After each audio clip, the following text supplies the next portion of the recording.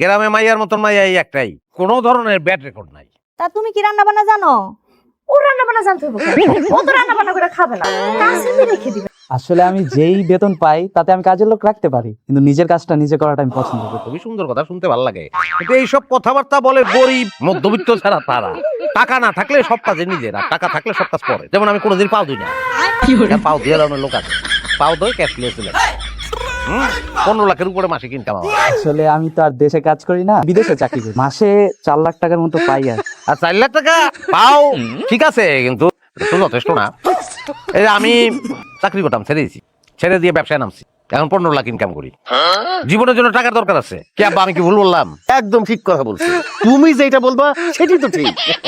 মেয়ে আমাদের পছন্দ হয়েছে, আপনারা যদি বলেন তাহলে আমরা আজকে এই কাবিন পড়ায় যাইতে পারি। মেয়ে আপনাদের পছন্দ হয়েছে, পছন্দ হওয়ারই কথা, কিন্তু আমাদের তো ছেলে পছন্দ হয় নাই। কেন, কি হয়েছে ছেলে? ছেলে এমনিতে সব দিক দিয়ে ভালো, কিন্তু ইনকাম বললো মাসে 4 লাখ, এটা একটু কম। কিন্তু 4 লাখ টাকা তো কোনো অংশে কম না। তোমাকে কে ডাকছে?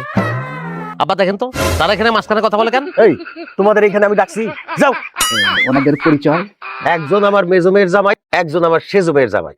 অকম্মা, এদের দিয়ে কিছু হবে না, যা করার আমার বড় জামাই করে। ঠিক আছে, আপনাদের যখন পছন্দ না, আমরাও একটু ভাবি। চলো। ও মা, কোথায় যাইতেছেন? মেয়ে দেখতে আসছে, টাকা পয়সা কেন টাকা দিয়ে যাবে না? বোঝে না, বোঝে না।